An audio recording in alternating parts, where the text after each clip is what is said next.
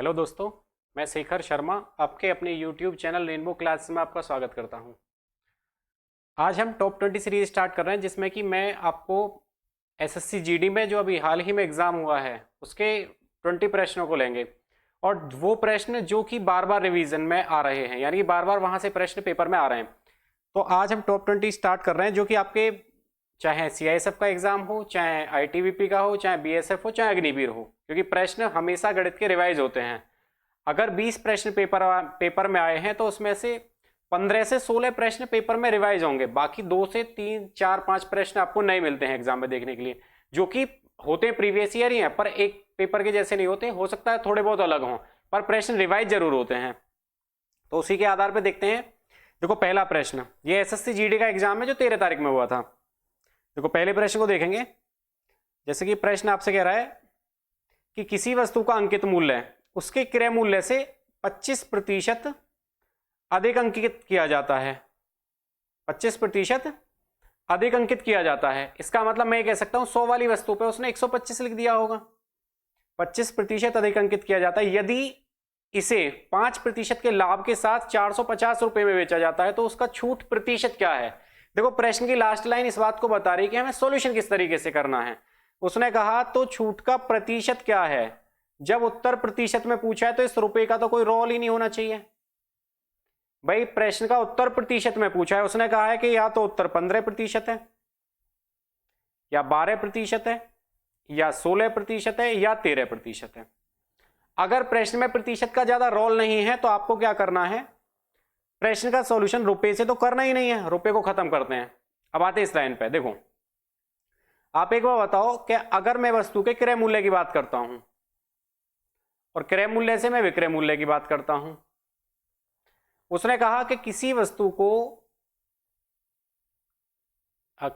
का अंकित मूल्य उसके क्रय मूल्य से 25% अधिक अंकित किया जाता है। इसका मतलब अगर मैं इसे क्रय मूल्य मानता हूं तो इसका एमआरपी कितना बना दिया होगा। तो आप ये कह सकते हैं एमआरपी बना होगा 125। एमआरपी कितना 125। अब उसने कहा कि इसे 5% के लाभ पर बेचा गया। जब 5% लाभ पर बेचा जाएगा तो कितने में, आप ये कह सकते हैं वस्तु को 105 रुपए में बेचा गया होगा। भाई आप 100 रुपए वाली वस्तु पर अगर 25% ज्यादा अंकित करेंगे तभी तो 125 बनेगा। इसका मतलब अंकित मूल्य तो बन गया आपका कितना 125, क्रय मूल्य बन गया 100 और विक्रय मूल्य बन गया 105। अब आपसे प्रश्न कह रहा है कि इसे 5% के लाभ के साथ 450 रुपए में बेचा जाता है तो इसका छूट प्रतिशत क्या है।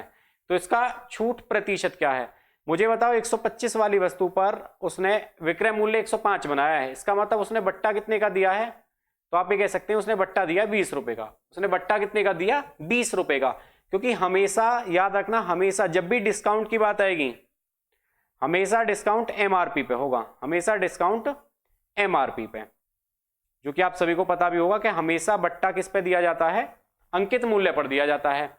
अगर बात आ जाए प्रॉफिट और लॉस की, यानी कि लाभ और हानि, तो हमेशा किस पे होता है, वो क्रय मूल्य पर होता है, यानी कि सीपी पर।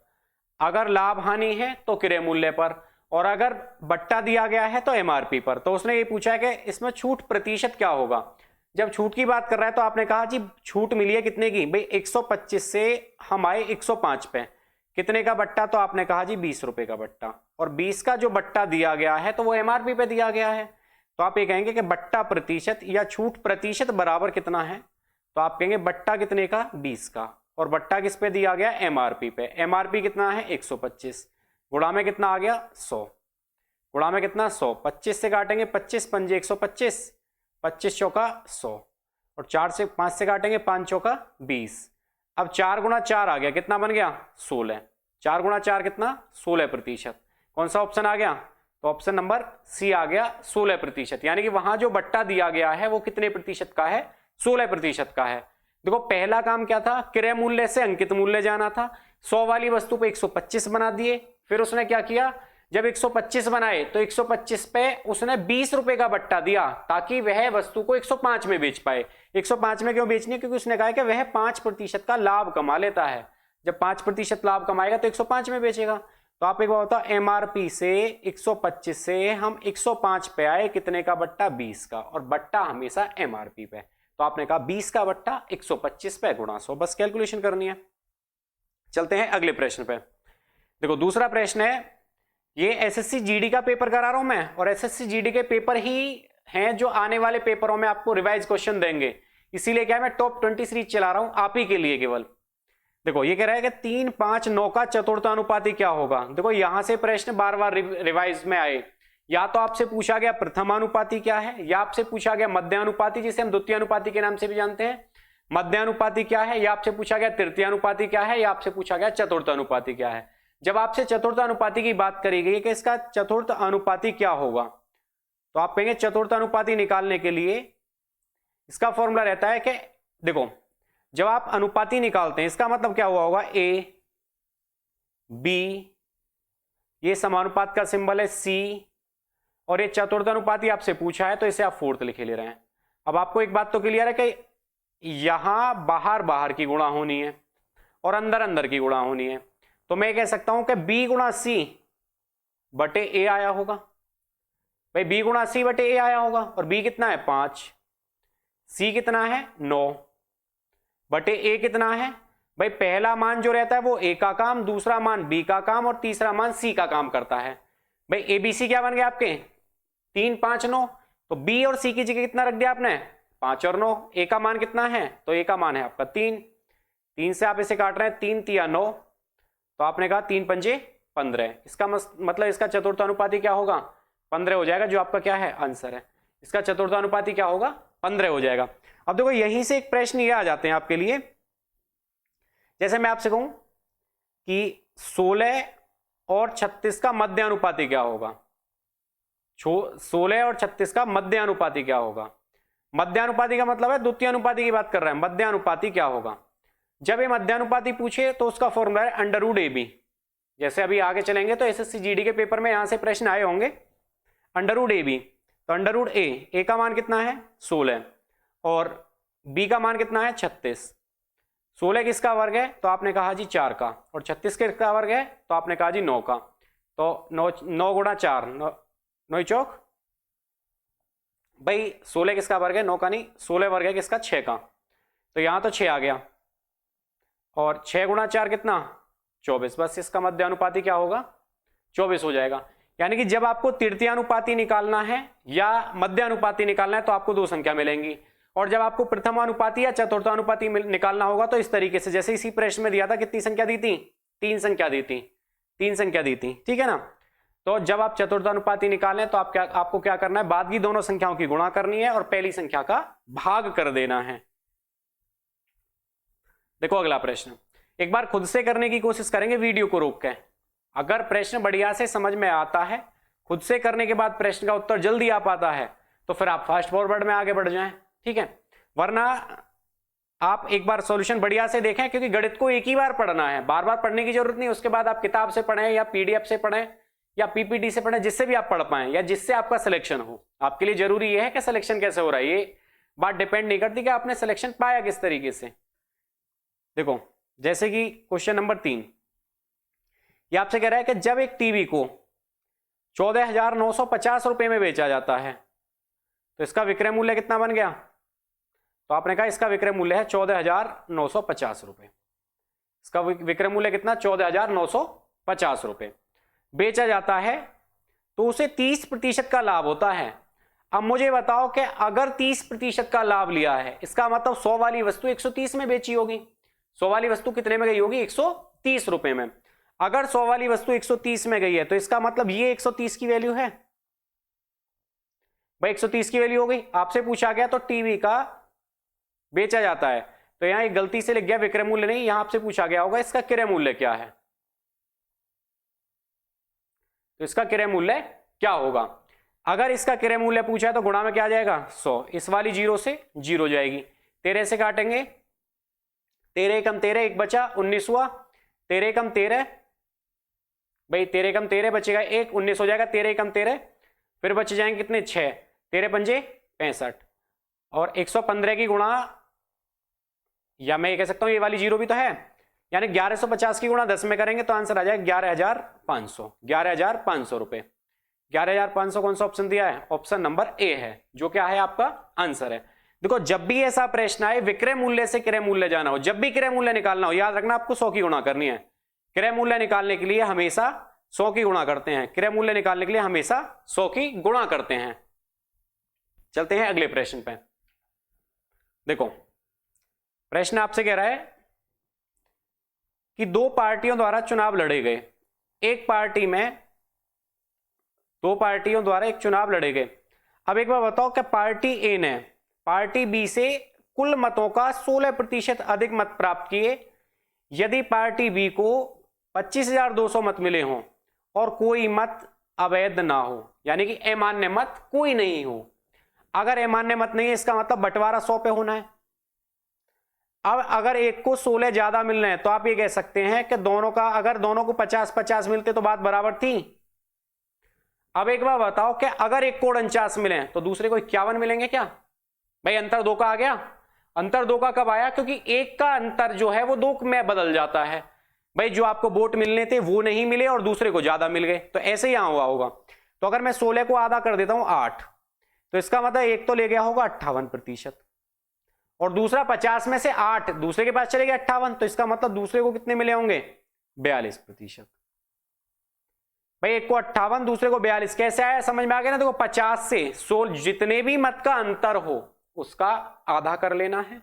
16 थे, 16 का आधा कितना? 8, तो एक को 50 और 8 58, दूसरे को कितने? 50 में से 8 घटा गया 42। अब देखो दोनों में अंतर भी 16 का आ गया। जो प्रश्न में बोला था कि कुल मतों का 16% अधिक मत प्राप्त करता है, कौन सा? पार्टी ए ने पार्टी बी से कुल मतों का, पार्टी ए तो ये हो गई और पार्टी बी कौन सी हो गई? ये वाली।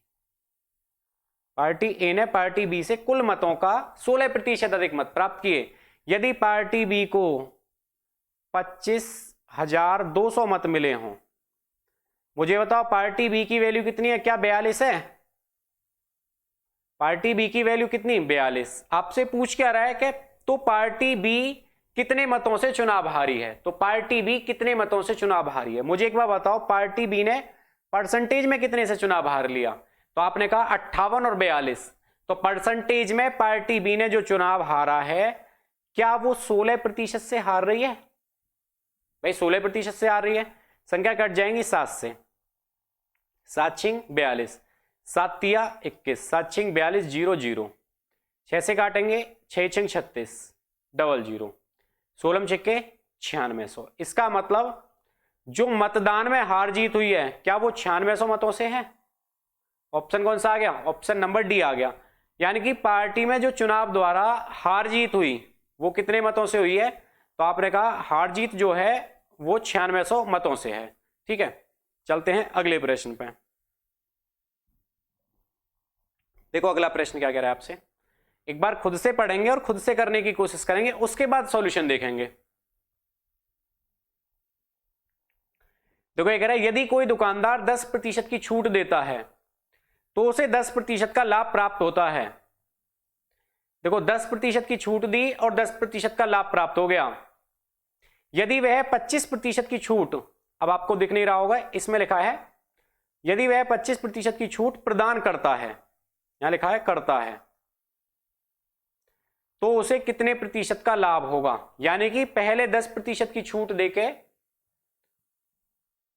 10% का लाभ ले रहा था, तो मुझे क्या करना है? पहला काम है क्रय मूल्य और अंकित मूल्य का अनुपात निकाल लेना, उसके बाद वस्तु को बेचते हैं। अब देखो प्रश्न में एक बात बताएंगे। प्रश्न में कह रहा है कि एमआरपी अनुपात सीपी, जब आप इनका अनुपात बनाते हैं तो इनका अनुपात डायरेक्ट बन जाता है। जब छूट के साथ लाभ बोल देना तो ये तो रहता है 100 प्लस लाभ,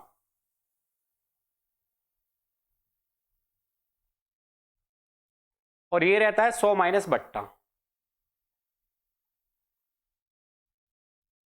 100 माइनस बट्टा। अब देखो 100 प्लस लाभ कितने का लाभ है? 10% का, तो इसकी कीमत बन गई 110, और क्रय मूल्य 10% का बट्टा देता है, इसका मतलब क्रय मूल्य बन गया 90। अगर मैं इन्हें अनुपात में बनाता हूं और मैंने अपनी तरफ से दोनों में 0 0 लगा दी, इसका मतलब एक की कीमत एमआरपी जब 1100 रुपए होता है तो उसका क्रय मूल्य 900 रुपए होता है, जब उसे 10% का बट्टा देगा और 10% का लाभ हो जाएगा। क्योंकि जब 1100 पे 10% का बट्टा देगा तो 110 बनेगा, और 900 पे 10% का लाभ लेगा तो 90 का लाभ ले जाएगा। और दोनों की विक्रय मूल्य जो बनेगा वो 990 रुपए बन जाएगा। आपसे कह रहा है यदि वह 25% की छूट प्रदान करता, मुझे बताओ कि जब वो 25% की छूट दे देगा तो 1100 गुणा वस्तु की कीमत कितनी रह जाएगी, 75/100। भाई 25% बट्टा दे दिया, 75/100 रह जाएगी, दोनों जीरो गई। 11 पंजे 55 और 11 से 11 गुणा 7 77, 77 और 5 कितने 82। मुझे एक बार बताओ 900 वाली वस्तु 825 में जा रही है, क्या 75 रुपए का बट्टा दे दिया? भाई 900 वाली वस्तु उसने 825 रुपए में बेची, तो मैं कह सकता हूं 75 रुपए कम में बेच रहा है, और 75 रुपए कम में बेच रहा है तो उसे हानि हो रही है। भाई 75 रुपए कम में बेच रहा है तो उसे हानि हो रही है, इसका मतलब बाद वाले दोनों ऑप्शन तो वैसे ही गलत हैं क्योंकि दोनों में लाभ लिखा है। तो आपने कहा 75 की हानि कितने पे, क्रय मूल्य पे, और क्रय मूल्य कितना है 900 और गुणा 100। 1 2 1 2 3 से काटेंगे 3 तिया 9, 3 से काटेंगे 25 तिया 75, और 25/3 का मतलब 3 अट्ठे 24, 1/3%। बस आंसर है 8 से ही 1/3% आ गया, जो आपका क्या है आंसर है। यानी कि 8.33% की हानि, ऑप्शन ए आ गया है आपका। 8.33% की हानि कौन सा ऑप्शन है, ऑप्शन नंबर ए है। चलते हैं अगले प्रश्न पे। देखो ये कह रहा है कि पहली तथा दूसरी मिश्र धातु में, देखो दो प्रकार की इन्होंने धातु ली है। देखो पहले तो आपको ये पता होनी चाहिए कौन से चैप्टर का प्रश्न है, तो आप खुद से मन में बोलेंगे कौन से चैप्टर का प्रश्न है। तो आपने कहा कि ये प्रश्न तो अनुपात समानुपात का है। ये प्रश्न किस चैप्टर का है, अनुपात समानुपात का। अगर ये अनुपात समानुपात का है तो फिर तो हम सॉल्यूशन इसका कर पाएंगे। कैसे? उसने कहा कि दो प्रकार की मिश्र धातु हैं जिसमें तांबा और सोने का अनुपात कितना है, 3:4 और 2:5 है। मैं यहां लिख दे रहा हूं कि मिश्र धातु ए और मिश्र धातु बी। तांबा कितना, देखो लास्ट में तांबा अनुपात सोना ही पूछ रहा है तो मैंने इसे ऐसे लिख दिया, तांबा अनुपात सोना। लास्ट में पूछा भी ऐसे ही है तो मैंने लिखा भी ऐसे ही है। तांबा कितना, तो पहले बर्तन में तो 3, दूसरे बर्तन में कितना, मतलब तांबा पहले बर्तन में 3:4 और दूसरे बर्तन में कितना 2:5 के अनुपात में है। मुझे बताओ यहां से 4 और 3 7 बन रही है वैल्यू, और यहां से कितनी बन रही है 5 और 2 7 बन रही है। देखो पहली मिश्र धातु कितनी है 14, दूसरी मिश्र धातु कितनी है, तो आपने कहा जी 21। पहली मिश्र धातु कितनी 14, दूसरी मिश्र धातु कितनी 21। अब आप एक बार बताएं कि क्या ये 2 गुना है और क्या ये 3 गुना है? जब ये पहली मात्रा 2 गुनी हो गई, अगर ये बराबर नहीं होते तो आप बराबर करते। अगर ये अभी बराबर है तो बराबर करने की जरूरत बिल्कुल नहीं है। अब आप एक बार बताओ जब 2 की गुणा यहां होगी तो क्या 2 की गुणा दोनों जगह होगी? यहां कितने की गुणा हुई है 3 की, क्योंकि मात्रा 3 गुनी है। तो यहां 3 की गुणा तो 3 की गुणा इन दोनों जगह भी, तो 3 दूनी 6 और 3 तिया 9, तो ये मात्रा तो बन गई 15, 4 दूनी 8 और 5 तिया 15, 8 ये 15 ये, सॉरी 3 दूनी 6 और 3 दूनी 6, ये बनेगी 6 और 6 12, 12 ये और 15 और 8 कितना 23, 23 ये, तो 12 अनुपात कितना आ जाएगा 12:23 आ जाएगा। और सॉल्यूशन की पीपीटी में टेलीग्राम का लिंक डाल दिया है वीडियो में, उसमें से आप ग्रुप में ज्वाइन हो जाना और वहां से जो सॉल्यूशन मैं कर रहा हूं इसकी पीपीटी आपको डायरेक्ट मिल जाएगी। अगर आप चाहते हैं कि वीडियो ना देखें, आप डायरेक्ट पीपीटी से सॉल्यूशन कर सकते हैं, उसमें भी कोई दिक्कत नहीं है। पीपीटी में आप अपने तरीके से सॉल्यूशन करें और जल्दी कर पाएंगे। भाई जो वीडियो आपके 1 घंटे में खत्म, जो प्रश्न नहीं होता है वीडियो को डायरेक्ट वहां जाके देख लें कि भाई ये प्रश्न मेरे पे नहीं हुआ, इसका सॉल्यूशन क्या है, और आंसर जरूर चेक कर लें एक बार। ठीक है, चलते हैं बाकी अगले प्रश्न पे। देखो 7वां प्रश्न एक रहा है, सोहन ने 20% वार्षिक दर से चक्रवृद्धि ब्याज पर धन उधार लिया। ब्याज का संयोजन वार्षिक रूप से किया जाता था। उसने बोला ब्याज का जो संयोजन है वो कैसा है, वार्षिक रूप से किया जाता है, और उसने इसे 3 समान किस्तों में चुका दिया, या प्रत्येक किस्त का भुगतान प्रत्येक वर्ष के अंत में किया जाना था। यदि प्रत्येक किस्त, यानी कि आपको प्रश्न मिला है किस्त से, और किस्त के भी साथ किस चैप्टर से, तो आपने कहा जी चक्रवृद्धि ब्याज का प्रश्न है। किस चैप्टर का प्रश्न है? तो आपने कहा जी चक्रवृद्धि ब्याज। प्रश्न किसका है जी? किस्त का। प्रश्न किसका है जी? किस्त का। अगर किस्त का प्रश्न आ जाता है तो आपका काम है, पहला काम ये देखना है कि ये कितने वर्ष का प्रश्न है। तो आपने कहा जी ये प्रश्न है 3 बराबर किस्तों में लौटा गया धन। भाई उसने कहा 3 समान किस्तों में धन लौटाना है और प्रत्येक वर्ष के अंत में किस्त देनी है और दर कितनी है? 20%। तो आपका उत्तर ये 20% ही देगा। इस 20% को लाते हैं पहले सॉल्व करके। 20% कितना? तो आपने कहा जी 20% की फ्रैक्शन 1/5। 20% की फ्रैक्शन कितनी? 1/5 बन रही है।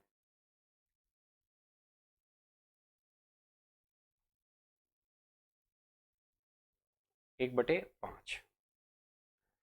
अगर किस्त का प्रश्न हो या चक्रवृद्धि ब्याज का कभी भी प्रश्न हो तो नीचे वाली संख्या को ऊपर ले जाकर जोड़ देते हैं, क्योंकि ऊपर वाला ब्याज बनता है, नीचे वाला मूलधन बनता है। हमें मिश्र धन चाहिए, इसीलिए हम नीचे वाली संख्या को ऊपर ले जाकर जोड़ रहे हैं। अगर 3 वर्ष है तो आप इसी संख्या को 3 बार लिखते चले जाएं। अगर समय 3 वर्ष है तो स्क्वायर क्यूब में चलाते चले जाएं, और अगर समय 2 वर्ष है तो आप स्क्वायर में लिखें। जैसे अभी 3 वर्ष है तो मैं 5 की गुणा 3 बार करने वाला हूं। देखो 5 का वर्ग कितना? 25। दूसरे वर्ष राशि 25 हुई होगी और ये कितनी हुई होगी? 36 हुई होगी। तीसरे वर्ष राशि कितनी हुई होगी? 125 हुई होगी। और 6 का क्यूब 216 हुआ होगा। 6 का क्यूब कितना? 216 हुआ होगा। अब देखो यहां 216 बनाने के लिए कितने की गुणा? 6 की गुणा। यहां 216 बनाने के लिए कितने की गुणा? 36 की गुणा। 6 की गुणा मुझे इसलिए पता चल गया क्योंकि 6 का क्यूब है। 2 बार 6 यहां लिखा है, 1 बार 6 अपनी तरफ से लिख दिया। 1 बार 6 यहां लिखा है, 2 बार अपनी तरफ से लिख दिया। देखो ये वाला जो इधर वाला जो मान है, ये वाला मान, ये वाला मान, ये हमेशा किस्त बनती है। ये हमेशा चक्रवृद्धि ब्याज में किस्त बनेगी। और अगर ये किस्त बनेगी तो प्रश्न के अनुसार किस्त कितने की है? 1296 रुपए की। यहां से किस्त कितने की? 216 की, क्योंकि प्रत्येक किस्त का मान दिया है। तो यहां से किस्त कितने की? 216 की। अब देखो जब आपने 36 की गुणा यहां करी है तो 36 की गुणा यहां भी होगी। जब आपने 6 की गुणा यहां करी है तो 6 की गुणा यहां भी। 36 पंजे 180 और 25 सिक्के 150 और ये 125। बस इन्हें जोड़ दो। 5 8 5 13, 13 और 2 15 का 5 हासिल के लिए फिर से कितना? 1 1 2 और 1 3, 1 2 3 और 1 हासिल वाला 4। इसका मतलब उस कंडीशन में मूलधन रहता है 455। 216 से 6 बार कट जाएगा भाई। 216 है 6 की गुणा 3 और 1296 6 की गुणा 4। तो ये 6 की गुणा 3 से 6 की गुणा 3 कट गया तो एक 6 रह जाएगा। तो इसीलिए मैंने डायरेक्ट 6 बार काट दिया। 6 पंजे 30 और 6 पंजे 30 और 3 33। देखो लास्ट में ये ऑप्शन गया, ये गया, ये गया, ये गया। उत्तर आ गया कौन सा? 2730 रुपए। यानी कि वह राशि कितनी है? तो 2730 रुपए है। वह राशि कितनी है? 2730। गुणा कर लो। 6 पंजे 30 की 0, 6 पंजे 30 और 3 33 हासिल के लिए 3, 6 चौक 24 और 3 27। वह राशि कितनी है? 2730 रुपए है। बस आंसर है। किस्त के प्रश्न में कुछ नहीं करना। संख्या अगर समय 2 वर्ष है तो स्क्वायर तक जाएं, अगर समय 3 वर्ष है तो क्यूब तक जाएं, फिर कंपेयर कर लाएं। देखो अगला प्रश्न ये कह रहा है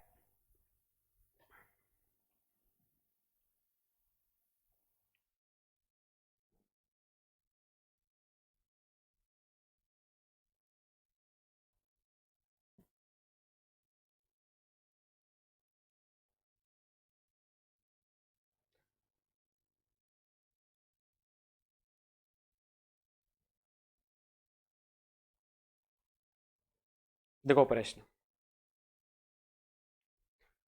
प्रश्न आपसे कह रहा है कि 7 प्राकृतिक संख्याओं का औसत 70 है। एक बात क्लियर है, अगर 7 का औसत 70 है तो 7 की गुणा 70 में कर दें ताकि हमारा योग आ जाए। और हमें पता चल गया 7 7 49, योग कितना है? 490 है। अब करना क्या है कि इन सारी संख्याओं को जोड़ देना है। भाई 3 और 3 6 संख्याएं लिखी हैं, इन्हें जोड़ के इसमें से घटा देना। ये तो है इसका बेसिक तरीका, ये तो है इन संख्याओं का बेसिक तरीका। अब मैं थोड़ा सा स्टैंडर्ड बताता हूं जिसमें प्रश्न की कैलकुलेशन थोड़ी सी आसान हो जाएगी। देखो मुझे बताओ, जैसे उसने कहा कि इन संख्याओं का औसत 70 है, इसका मतलब सारी संख्या 70 रही होंगी। अब देखो 70 से अगर कोई, एक बार बताओ कि अगर एक व्यक्ति के पास 10 रुपए हैं और उसे 2 व्यक्तियों में बांटने हैं, और अगर एक 4 लेके जाए, भाई प्रत्येक के हिस्से में आने 5-5 थे, अगर एक 4 लेके गया इसका मतलब एक हिस्सा अपना छोड़ गया है, जो किसे मिल जाएगा, इस 5 वाले को, ताकि इसके हिस्से में 6 आ जाए। तो ऐसे ही यहां करना है। देखो अगर कोई अपना हिस्सा कम लेके जा रहा है तो दूसरे में प्लस हो जाना है, अगर कोई अपना हिस्सा कम लेके जाता है तो दूसरे के साथ वो प्लस हो जाएगा। जैसे मुझे बताओ कि औसत 70 था पर ये लेके कितना गया, 32।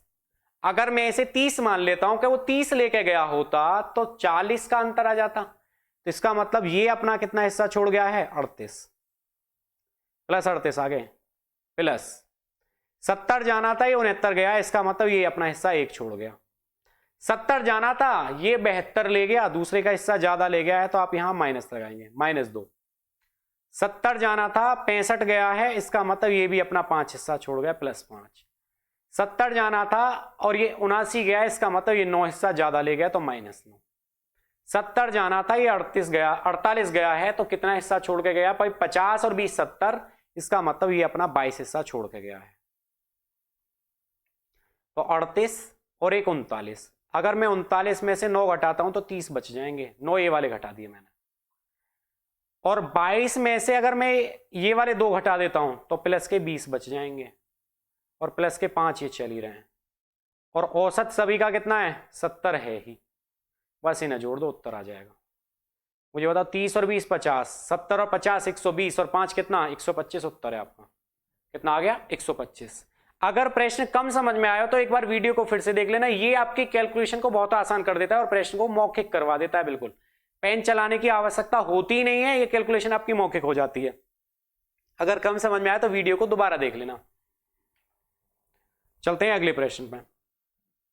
एक फुटकर विक्रेता ने कुछ सामान 1280 रुपए में खरीदा और इसने इसका 1/3 हिस्सा 15% हानि पर बेच दिया। देखो जब सामान के हिस्से हो जाएं तो उसमें रुपए का कोई रोल नहीं रहता, यदि उत्तर प्रतिशत में पूछा हो तो आपका उत्तर इस सामान के रुपए से नहीं आएगा, इसे तो काट दो, इसका कोई रोल ही नहीं है प्रश्न में, ये भाग से ही हो जाएगा। देखो मुझे एक बार बताओ, उसने कहा कि 1/3 हिस्सा, इसका मतलब सामान का 1 हिस्सा और बचा कितना, 2 हिस्सा।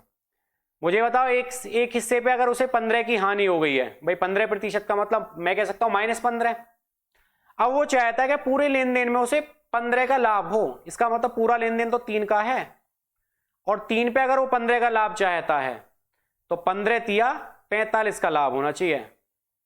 अगर 45 का लाभ होना चाहिए जिसमें से वो 15 की हानि लेके पहले ही चल रहा है, भाई 15 की हानि लेके तो पहले ही चल रहा है, और अगर 15 की हानि लेके चल रहा है इसका मतलब क्या है कि ये 2 सामान उसे कितने में बेचने होंगे, तो आपने कहा जी 45 का लाभ चाहिए और 15 की हानि भी कवर हो जाए, इसका मतलब 15 रुपए और ज्यादा मिल जाने चाहिए। इसका मतलब सामान बेचना होगा 60 रुपए में। 45 तो ये वाले और 15 की हानि भी कवर करनी है ताकि सामान 60 रुपए में जा पाए।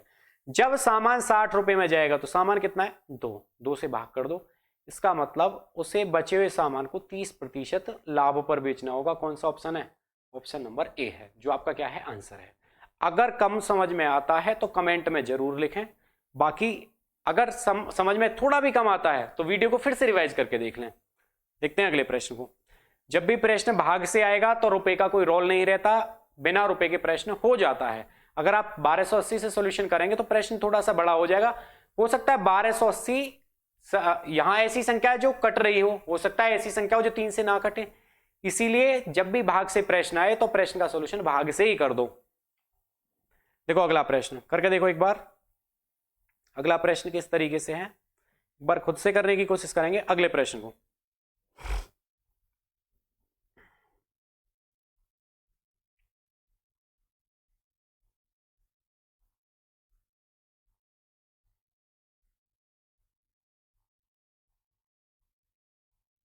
देखो अगला प्रश्न ये कह रहा है, एक कार चालक 70 किलोमीटर प्रति घंटा की चाल से कार चला रहा है और उससे 35 मीटर आगे एक बस चल रही है।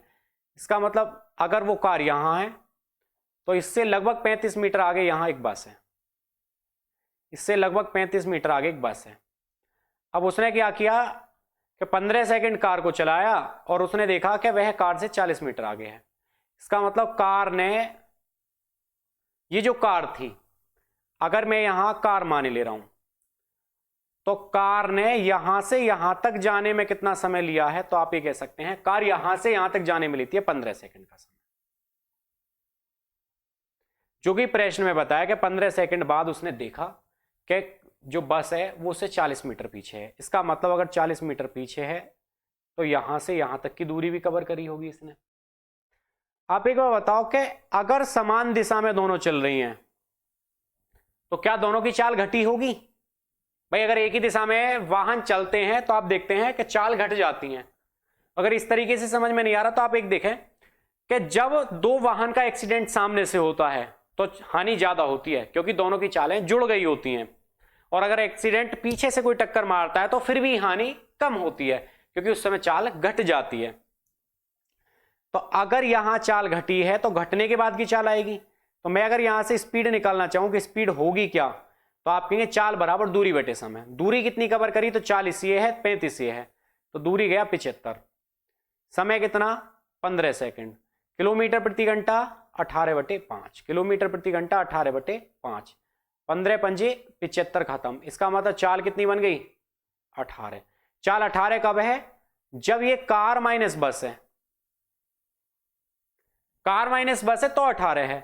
मुझे बताओ कि अगर कार की चाल 70 है तो बस की चाल मैं कह सकता हूं 70 - 18 होगी। भाई बस की चाल तो वैसे भी कम है, यहां से पता चल रही है कार की चाल ज्यादा है, कार माइनस बस बराबर 18 है। तो अगर बस की चाल पूछे तो 70 में से 18 घटा दो, 70 में से 18 गए तो चाल कितनी आ गई, चाल आ गई आपकी कितनी, 52 किलोमीटर प्रति घंटा। चाल कितनी आ गई, 52 किलोमीटर प्रति घंटा। ऑप्शन कौन सा आ गया, ऑप्शन नंबर बी आपका आंसर है।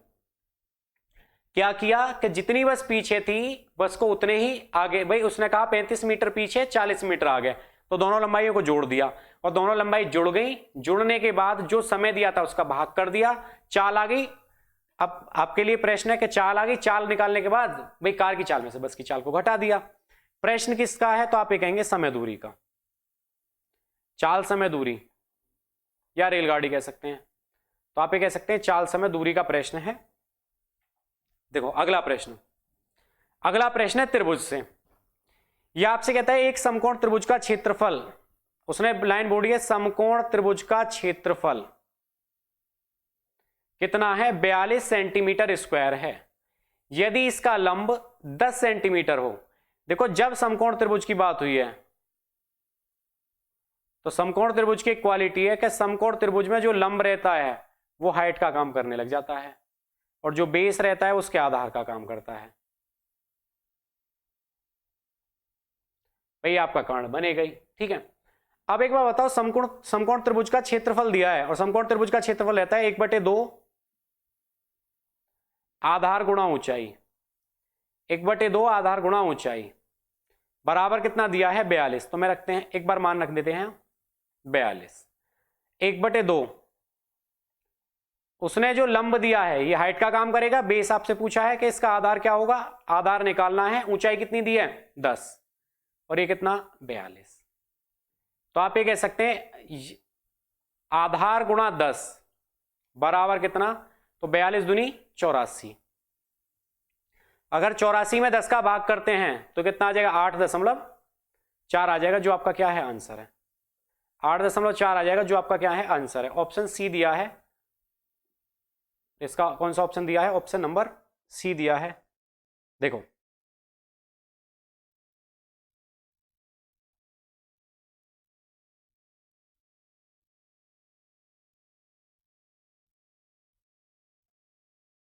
इसका आंसर क्या आ गया, ऑप्शन सी आ गया है। इसका आंसर आ गया ऑप्शन सी। चलते हैं अगले प्रश्न पे। देखो क्या किया, देखो त्रिभुज के प्रश्न हुए, ठीक है, या क्षेत्रफल के प्रश्न हुए, ये पेपर में आसान आते हैं, केवल फॉर्मूला बेस्ड प्रश्न पेपर में आ रहे हैं फिलहाल में, इससे ज्यादा कुछ नहीं पूछ रहा है। अगर त्रिभुज से आया है तो समकोण त्रिभुज होगा या समबाहु त्रिभुज होगा या समद्विबाहु त्रिभुज होगा। ठीक है। बाकी आयत वर्ग जैसे जैसे प्रश्न आए एसएससी जीडी में मैं सारे प्रश्न कराऊंगा आपके लिए, और प्रत्येक दिन एक शिफ्ट तो कम से कम लेके आएंगे। बाकी जैसे जरूरत रहेगी तो जीके की क्लास या आपकी रीजनिंग की क्लास वो भी लगाएंगे। देखो अगला प्रश्न, अगला प्रश्न फिर आपका किससे है, क्षेत्रफल यानी कि आयतन से, क्योंकि गोले की बात है तो गोला तो 3D है। ये कह रहा है एक ठोस गोले को दो बराबर भागों में काटा जाता है, प्रत्येक गोलार्ध के कुल पृष्ठीय क्षेत्रफल का ठोस गोले के कुल पृष्ठीय क्षेत्रफल के साथ क्या अनुपात होगा। देखो अर्ध गोले का पृष्ठीय क्षेत्रफल या अर्ध गोले का जो हम निकालेंगे संपूर्ण पृष्ठ, तो उसका संपूर्ण पृष्ठ का फॉर्मूला रहता है 3πr² अनुपात, और गोले का रहता है 4πr²। भाई अगर गोले को काट के बनाए इसका मतलब आर तो बराबर रहे होंगे, पाई से पाई भी कट जानी है, तो उत्तर क्या आ जाना है 3:4 आ जाना है, 3:4 आ जाएगा। जो कौन सा ऑप्शन है, ऑप्शन नंबर सी है, ये आपका आंसर है। चलो अगला प्रश्न देखेंगे। ये कह रहा है एक सोफा सेट है जिसकी जो कीमत है सोफा सेट पर 10% का बट्टा दिया गया है, अगला 5% का बट्टा दिया गया है, 2% का बट्टा दिया गया है। इस तरीके से बट्टा दिए गए और बट्टा देने के बाद वो आपसे पूछ रहा है कि इसका शुद्ध विक्रय मूल्य क्या होगा यदि उसका अंकित मूल्य 18,000 रुपए हो। अब देखो इसमें दो ऑप्शन ऐसे हैं जो दशमलव में दिए, इसका मतलब ऐसा है कि उत्तर दशमलव में आ सकता है। देखते हैं एक बार। देखो जब अंकित मूल्य पर बट्टा दिया जाएगा और विक्रय मूल्य जाना हो तो आपको क्या करना है, सीधी गुणा करनी, और बट्टा का मतलब है कमी। मुझे बताओ बट्टे हैं 3, तो मैंने 3 ही बार लाइन खींची, तीनों के बीच में गुणा चिन्ह लगा दिया। पहला बट्टा 10% मतलब वैल्यू बनी होगी 90/100। दूसरा बट्टा 5% इसका मतलब वैल्यू बनी होगी 95/100। तीसरा बट्टा 2% मतलब वैल्यू बनी होगी 98/100। 2 3 4 यानी कि 4 जीरो तो आपकी सीधी सीधी कट गई, 1 2 3 4। अब देखो अगर मैं इसे काटने जाता हूं 5 से, तो 5 से कटेगा 19 बार और 5 से कटेगा 20 बार।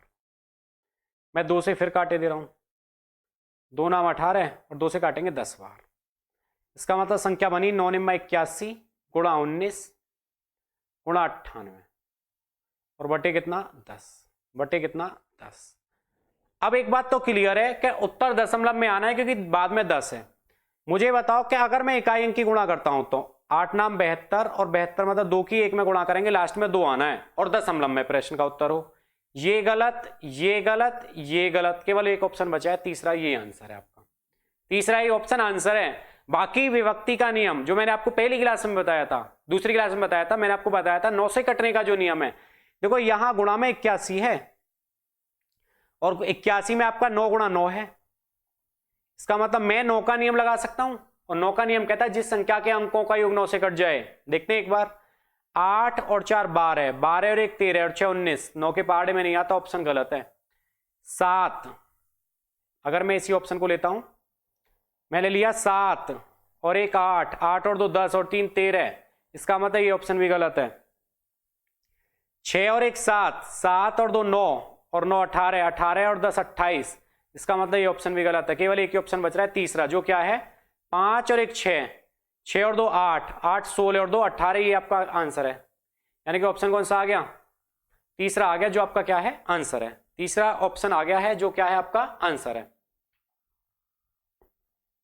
देखो अगला प्रश्न, अगला प्रश्न क्या कह रहा है, ये कह रहा है पी एक कार्य को 200 दिन में कर सकता है, यानी कि प्रश्न है टाइम एंड वर्क का, यानी कि समय और कार्य,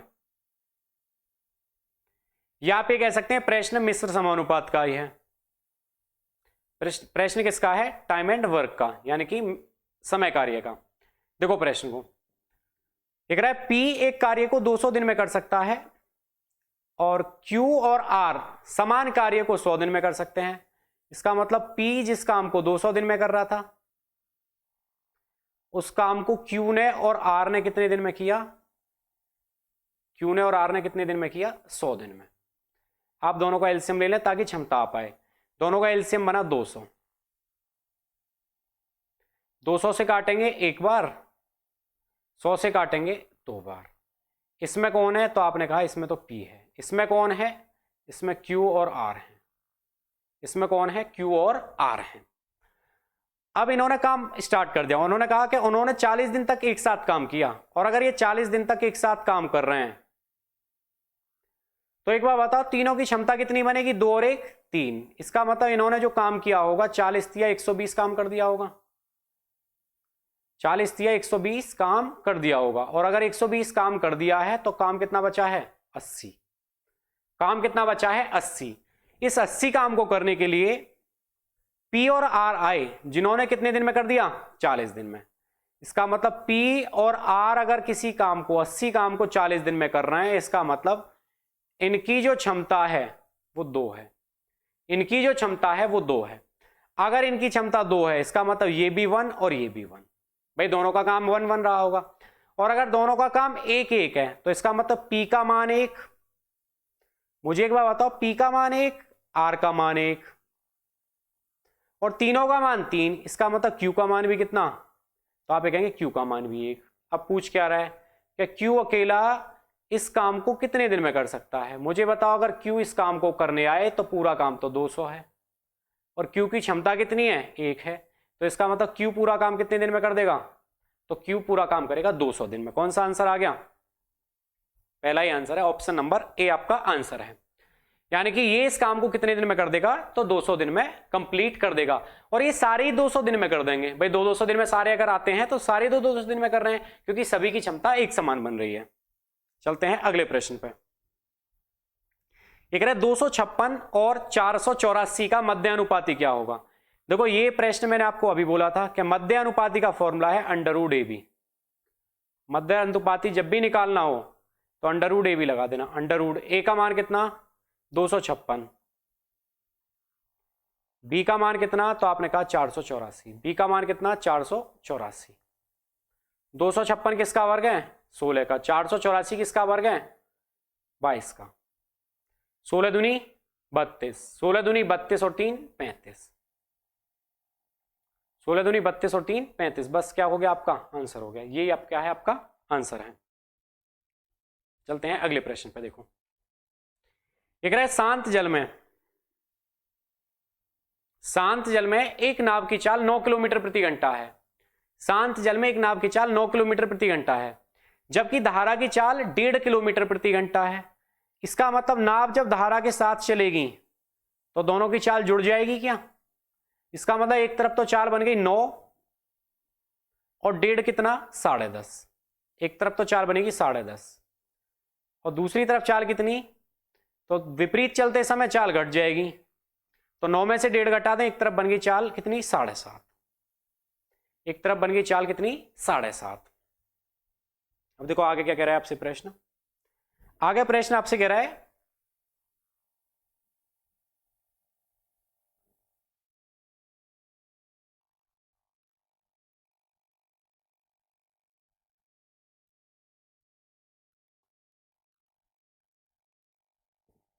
देखो एक आदमी नाव से 105 किलोमीटर की दूर एक स्थान तक जाता है और फिर प्रारंभिक स्थान पर लौट आता है, तो उसके द्वारा लिया गया कुल समय ज्ञात कीजिए। अब देखो कुल समय पूछ रहा है। जब नाव धारा के साथ गई होगी तो चाल जुड़ी होंगी, विपरीत आई होगी तो चाल घट गई होंगी। जब भी ऐसे प्रश्न में देखो, या तो ऐसे प्रश्न में दूरी पूछता है या ऐसे प्रश्न में आपसे क्या पूछ लेता है कि इसका समय क्या है। अगर समय पूछा गया है तो इसका फॉर्मूला रहता है दूरी बराबर दोनों चालों की गुणा। दूरी बराबर रहता है दोनों चालों की गुणा। आप ये कहेंगे स्पीड 1 इंटू स्पीड 2 बटे दोनों चालों का योग S1 प्लस S2 और गुणा समय। गुणा क्या है? समय। दूरी कितनी है? तो आपने कहा जी दूरी है 105। S1 और S2 कितने हैं? तो ये 10.5 है और ये 7.5 है,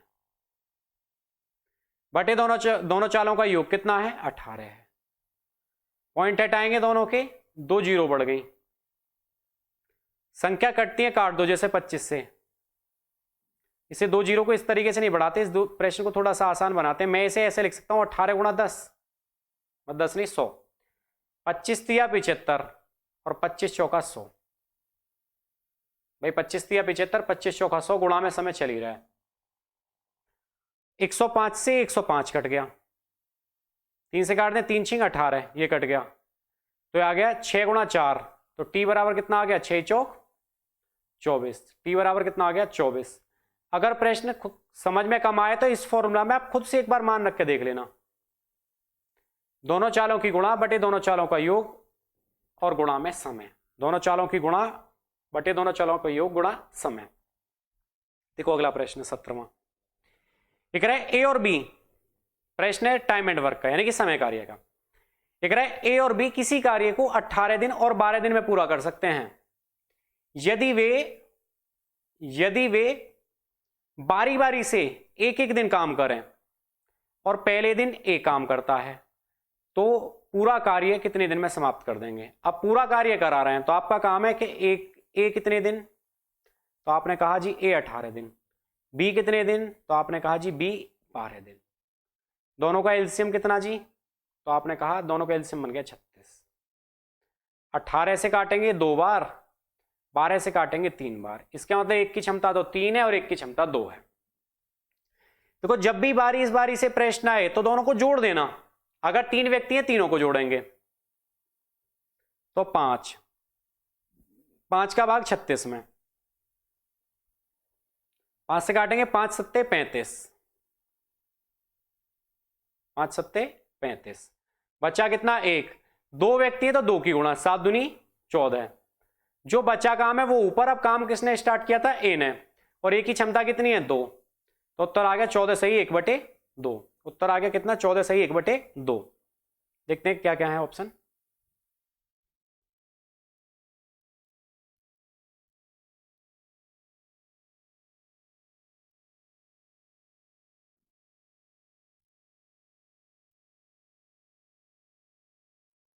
ऑप्शन नंबर सी है जो आपका क्या है आंसर है।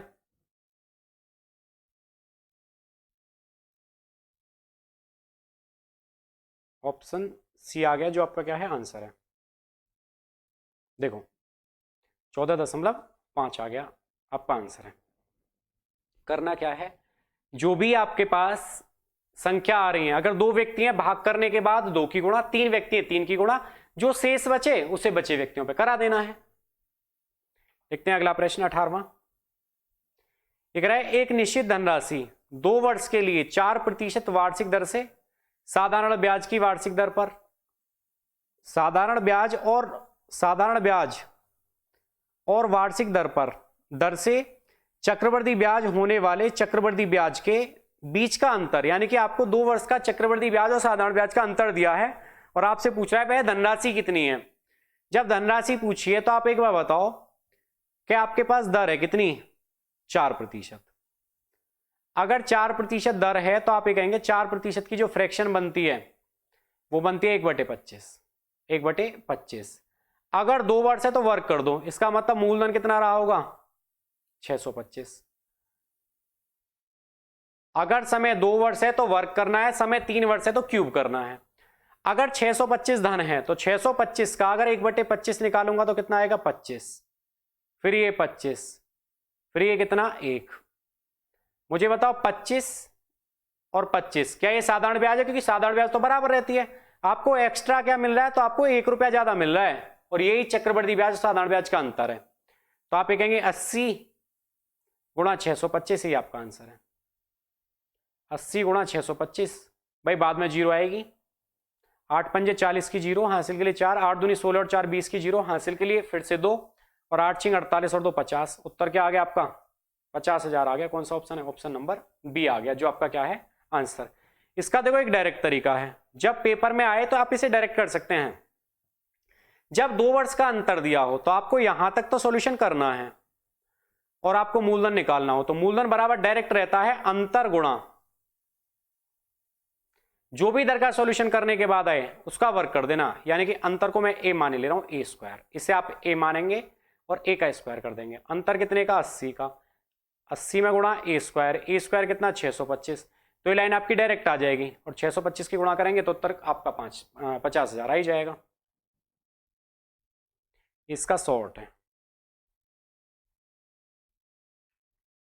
देखो अगला प्रश्न, ये आपसे कहता है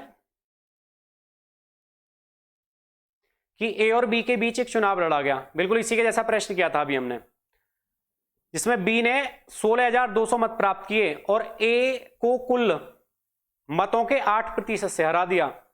अभी आपको एक बात बताई थी कि जब ये हार जीत हुई है, अगर 8% से हार जीत है तो सामने वाले पे इफेक्ट 4% का रहेगा।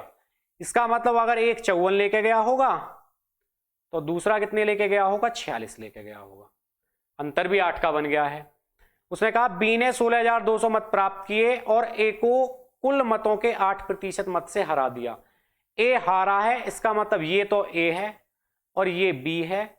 इसने प्राप्त किए 16,200 मत, किसने, बी ने, जो कितने के बराबर हैं, 54% के हैं। आपसे पूछ रहा है कि ए और बी के बीच कितने मतों का अंतर था, तो ए और बी के बीच कितने प्रतिशत का अंतर है, 8 का। बस 2 से काट देंगे, 2 से काटेंगे 2 चौका 8 और 2 से काटेंगे 27 बार, 9 से काटेंगे 9 तिया 27, 9 से काटेंगे 9 एकम 9, 9 अट्ठे, वही 9 एकम 9, 9 अट्ठे 72, 9 एकम 9 और बचेंगे कितने, 7, 9 अट्ठे 72, 00, 3 से काटेंगे 3 छिंग 18 और 600 गुणा 4 कितना आ जाएगा, 2400, जो आपका क्या है, आंसर है। 600 गुणा 4 कितना आ गया, 2400, जो आपका क्या बना है, आंसर बना है।